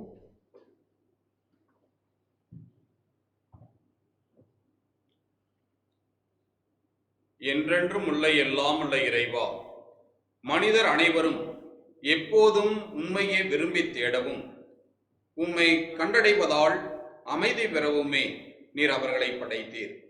அதனால் இவ்வுலகில் ஏற்படும் எல்லாவித தீங்கு விளைவிக்கும் இடையூறுகளுக்கு நடுவிலும் அவர்கள் அனைவரும் உமது பரிவிரக்கத்தின் அறிகுறிகளையும் உம்மை நம்புவோர் ஆற்றும் நற்செயல்களின் சான்றுகளையும் கண்டுணர்வார்களாக.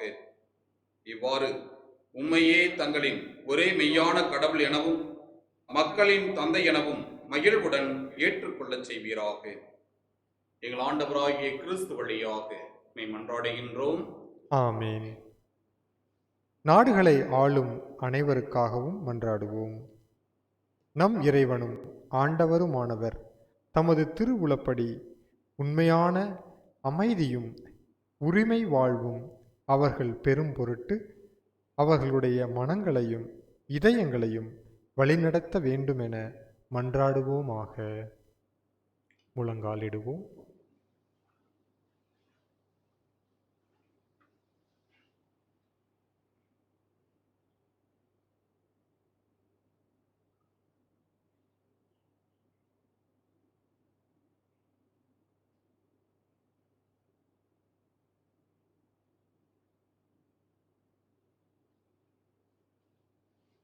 எழுந்திருப்போம்.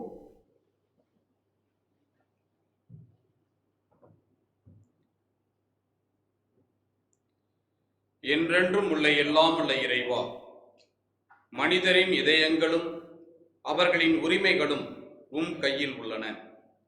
உலகெங்கும் மக்களின் வளமான வாழ்வும் அமைதியின் உறுதிப்பாடும் சமய உரிமையும் உமது கொடையால் நிலை பெறுமாறு எங்களை ஆள்வோரை கனிவுடன் கண்ணோக்குவீராக. எங்கள் ஆண்டவராகிய கிறிஸ்து வழியாக மன்றாடுகின்றோம். ஆமேன். அன்புமிக்க சகோதர சகோதரிகளே, துன்புறும் அனைவருக்காகவும் எல்லாம் வல்ல தந்தையாகிய கடவுளிடம் மன்றாடுவோம். தவறுகள் அனைத்திலிருந்தும் உலகை தூய்மைப்படுத்தவும், பிணிகள் நீங்கி பஞ்சம் ஒழியவும், சிறைகள் திறக்கப்பட்டு தலைகள் தகர்க்கப்படவும், வழிப்போக்கர் பாதுகாப்பு பெறவும், பயணம் செய்வோர் நலமாக வீடு திரும்பவும், நோயுற்றோர் நலம் பெறவும், இறக்கின்றவர்கள் மீட்பு பெறவும் வேண்டுமென மன்றாடுவோமாக. முழங்காலிடுவோம்.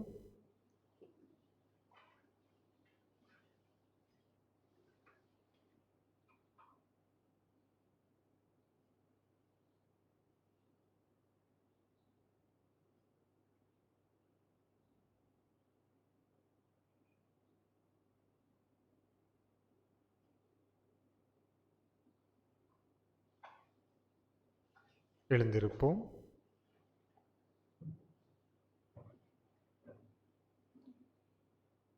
என்றென்றும் உள்ள எல்லாம் உள்ள இறைவா, துயருறுவோருக்கு ஆறுதலும் வருந்துவோருக்கு திடனும் நீரை, எத்தகைய துன்ப வேளையிலும் உம்மை நோக்கி கூவி அழைப்போரின் வேண்டல்கள் உம் திருமுன் வருவனவாக. அதனால் தங்கள் தேவைகளில் நீர் இரக்கத்துடன் துணை புரிவதைக் கண்டு அவர்கள் எல்லாரும் மகிழ்வார்களாக. எங்கள் ஆண்டவராகிய கிறிஸ்து வழியாக மன்றாடுகின்றோம். ஆமேன்.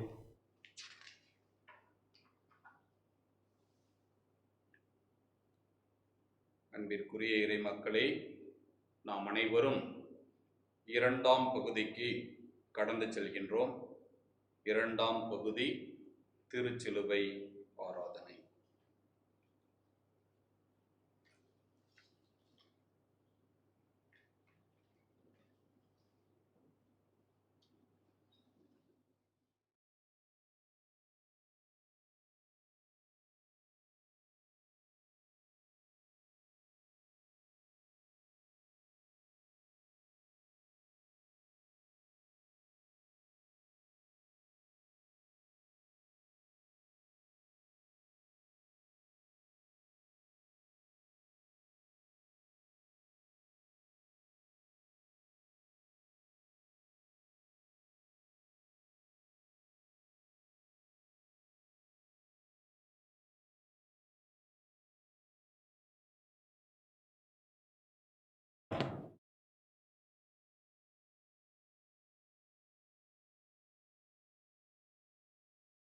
திருச்சிலுவை மரமிதோ, இதிலேதான் தொங்கியது உலகத்தின் மீட்பு.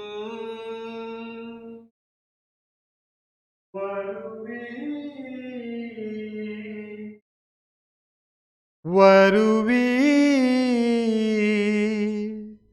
ஆராதிப்போ.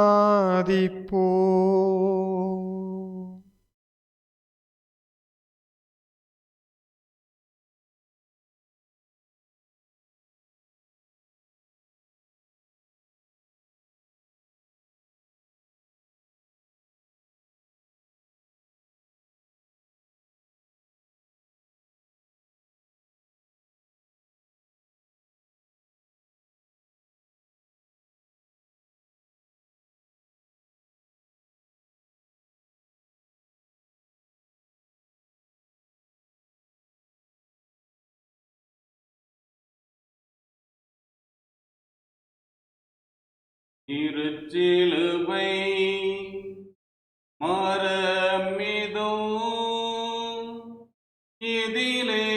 இதிலேதான் தொங்கியது உலகத்தின் மீட்பு. வருவி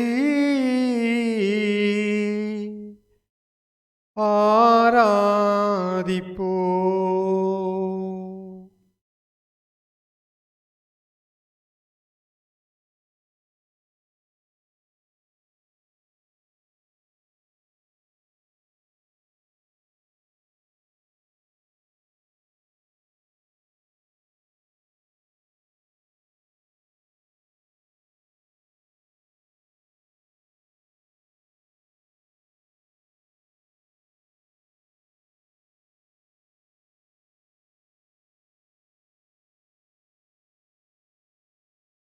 திருச்சிலுவை மரமிதோ இதிலேதான் தொங்கியது உலகத்தின் மீட்பு. வருவி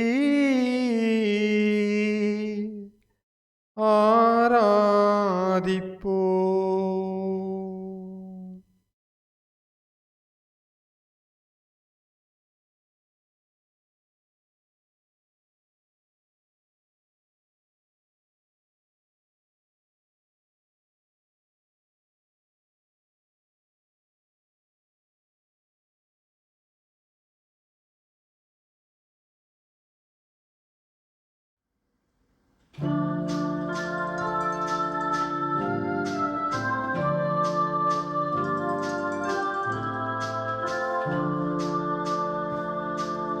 எங்கு போகிறீர்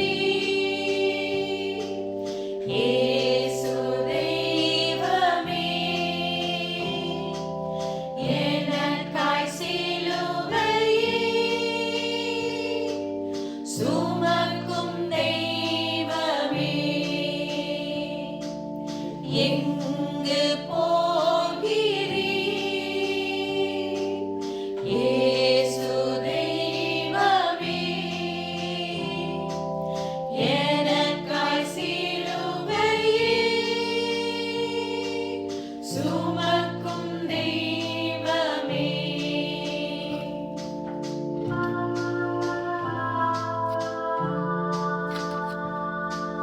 பார சிலுவையோ என் பார சிலுவையோ நீ சுமந்தது என் பாவ சிலுவையோ உன் உள்ளம் உடைந்ததோ என் பாவ சேற்றினார் எங்கு போகிறீர் இயேசு தெய்வமே எனக்காய் சிலுவையை சுமக்கும் தெய்வமே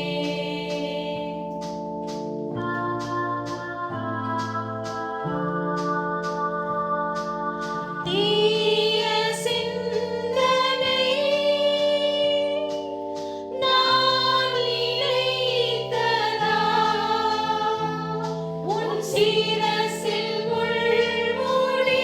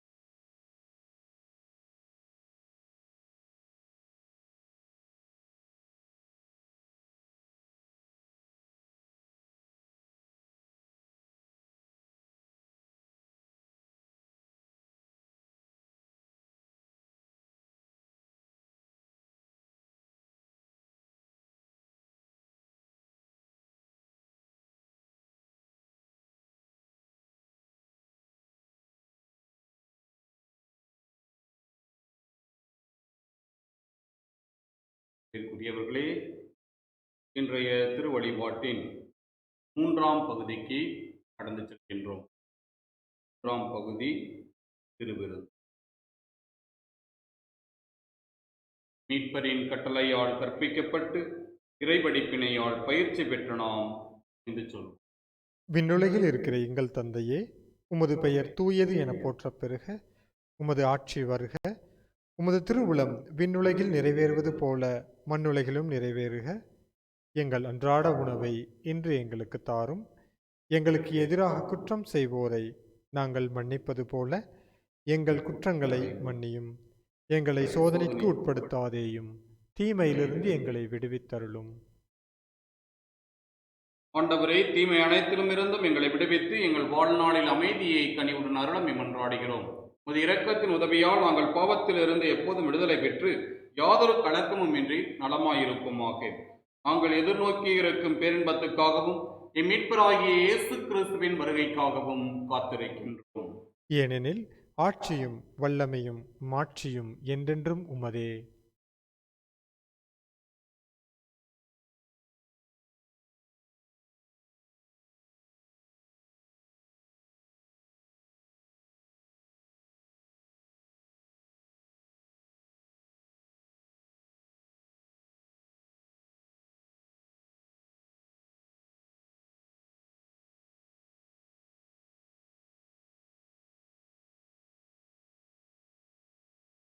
இதோ இறைவனின் செம்மறி, இதோ உலகின் பாவங்களை போக்குகின்றவர்.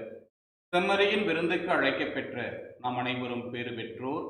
ஆண்டவரே, நீர் என் இல்லத்தில் எழுந்தருள நான் தகுதியற்றவன். ஆனால் ஒரு வார்த்தை மட்டும் சொல்லி அருளும், எனது ஆன்மா நலமடையும்.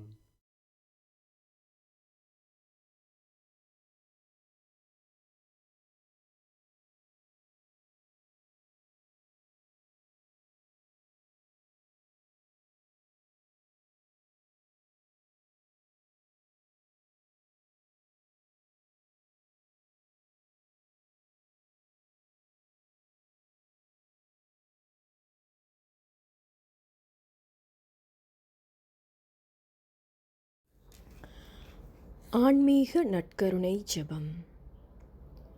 என் இயேசுவே, நீர் தூய நற்கருணையில் பிரசன்னமாயிருக்கிறீர் என்று நம்புகிறேன். எல்லாவற்றிற்கும் மேலாக நான் உம்மை நேசிக்கிறேன். உம்மை என் ஆத்துமாவில் பெற்றுக்கொள்ள விரும்புகிறேன். இந்த நேரத்தில் உம்மை நான் நற்கருணையில் பெற்றுக்கொள்ள முடியாது என்பதால் ஆன்மீக ரீதியிலேனும் என் இதயத்தினுள் நீர் வர வேண்டுமென்று இறைஞ்சி மன்றாடுகிறேன். நீர் என்னோடு இருப்பதைப் போல் நான் உம்மை என் நெஞ்சோடு அணைத்துக் கொள்கிறேன். என்னை முழுவதுமாய் உம்மோடு சேர்த்து கொள்ளும். உம்மிடமிருந்து ஒருபோதும் விலகி செல்ல விடாதேயும் சுவாமி. ஆமென்.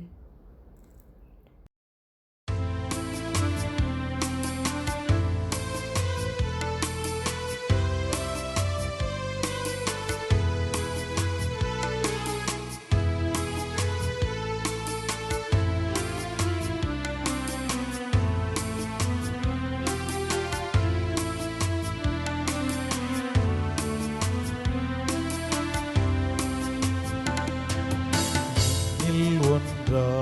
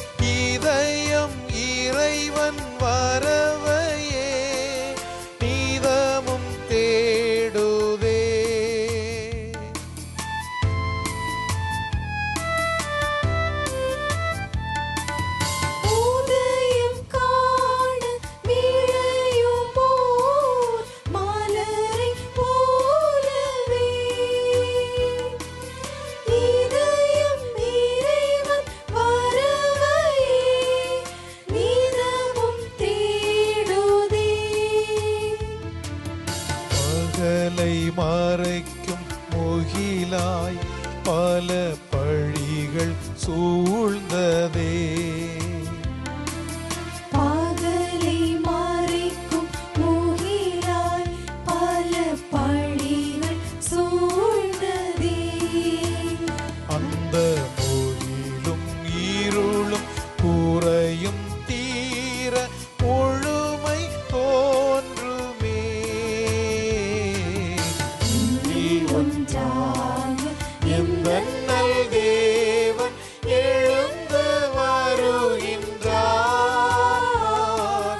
எண்ணில்லா அருளை அன்புடனே தலைவன் தருகின்றார். தலைவன் தருகின்றார்.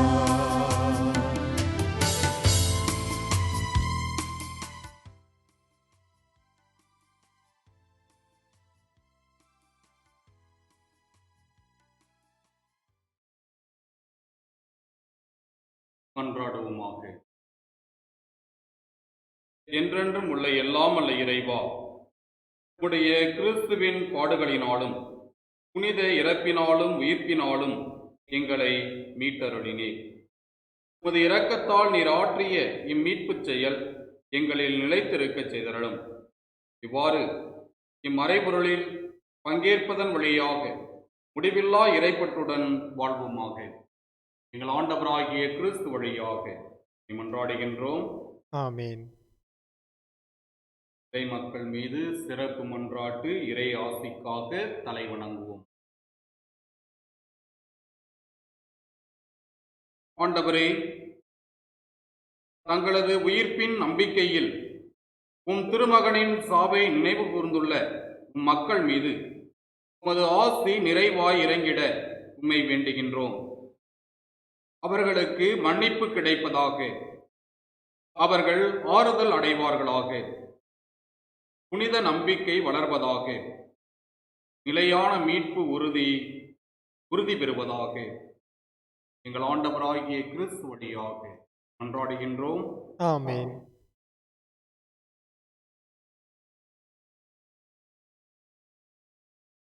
அன்பிற்குரியவர்களே, இவரும் திருச்சிலுவையை வணங்கிவிட்டு அமைதியாக